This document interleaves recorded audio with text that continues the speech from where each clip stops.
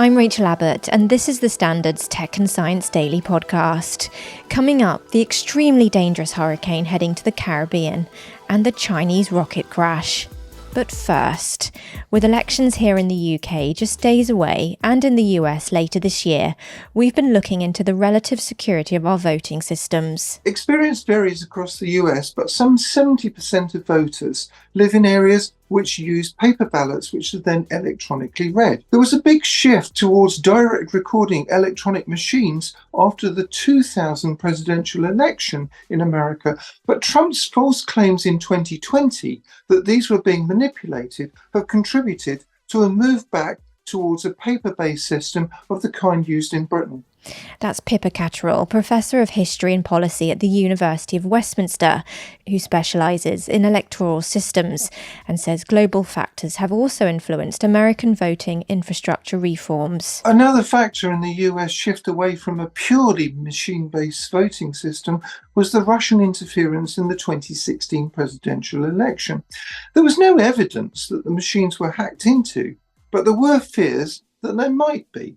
Russia certainly also tried to influence UK elections, but you can't hack a purely paper-based system as used in Britain, except for local elections in Scotland. And we asked Professor Catterall if she thinks a purely online system could work for the UK. Although people here have become used to electronic voting for things like game shows, I don't think there's as yet much voter appetite in Britain for a shift from ballot papers, except perhaps among tech companies who might stand to benefit. Pippa told us that India first experimented with election voting technology in 1982, and it's also pioneered voter-verified paper audit trails to reassure voters that their votes are correctly recorded, a system which is now increasingly used in the US. In countries which have shifted towards online voting around 2000, such as the US or France, the movement in that direction has stalled or been reversed. There are arguments for online voting, not least that it is faster and cheaper to tally votes than using teams of increasingly weary volunteers to hand count, as in Britain. Although it seems to be taking ever longer to count our elections, I don't think for most voters that's a clinching argument. There's more general election coverage in a 3-part deep dive focusing on the economy, the NHS and immigration on the Standard podcast starting today, Monday at 4 p.m. Next, the first stage of a rocket that's under development has detached from its launchpad and crashed in central China. Chinese aerospace company Beijing Tianbing Technology, also known as Space Pioneer, reported the accident involving its Tianlong 3 rocket, which caused a fire but no casualties. According to the company, the first stage of the Tianlong 3 ignited normally during a hot test, but later detached from the test bench due to a structural failure and landed in hills about a mile away. Space Pioneer says the performance of Tianlong 3 is comparable to SpaceX's Falcon 9, which is also a 2-stage rocket. Now, the Caribbean islands are on high alert as the first hurricane of the 2024 Atlantic season is set to sweep across the region.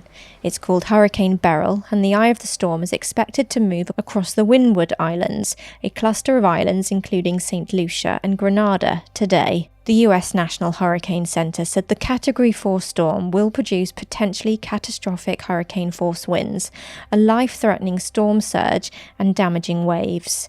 According to the NHC, Beryl is expected to remain powerful as it moves across the Caribbean, and the organizations warned residents and officials in the Dominican Republic, Haiti, Jamaica, and the rest of the northwestern Caribbean to carefully monitor its progress. Next, Monzo's unveiled a way to prevent criminals from raiding savings after stealing someone's phone. The new app-based features have been designed to stop the transferring or withdrawing of cash from accounts, impersonation scams, or stealing personal information. Tracking technology will enable users to select where transactions can be made, so the bank can identify and stop transactions in other new locations. Customers can also select a family member or friend to the account to stop withdrawals. The digital bank said the new in-app security tools are the first of their kind to be launched across mobile banking and should be available to customers in the coming weeks. According to trade body UK Finance, more than £1 billion was stolen by criminals through unauthorised and authorised fraud in 2023.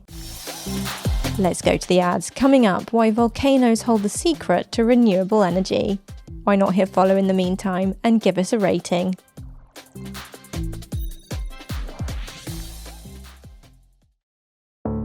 Welcome back. What if volcanoes could generate renewable energy? Scientists at the University of Oxford are looking at a volcano on the Caribbean island of Montserrat for two things: gathering its precious metals and harvesting its natural heat.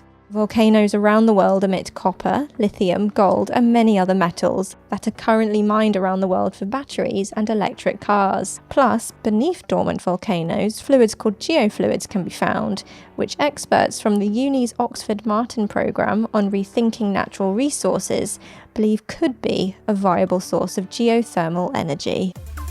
Next, researchers at Drexel University's College of Engineering say they've developed an artificial intelligence algorithm capable of detecting deepfake video with 98% accuracy. Scientists at the university's Multimedia and Information Security Lab say they've created what's been named the MissileNet algorithm that picks up signs of deepfakes and fragments of media that have been manipulated. They trained a machine learning algorithm to extract and recognize digital fingerprints. According to Live Science, the algorithm was trained using a technique known as a constrained neural network that's able to find abnormalities actually behind pixels in video clips.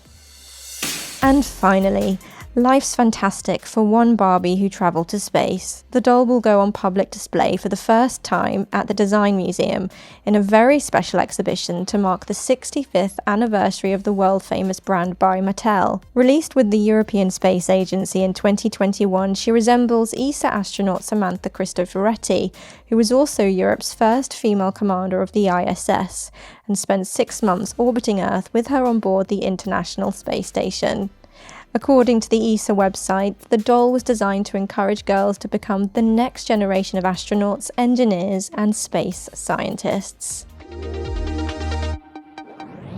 You're up to date. Come back at 4 p.m. for more election 2024 coverage from the Standard Podcast. We'll be back tomorrow at 1 p.m. See you then.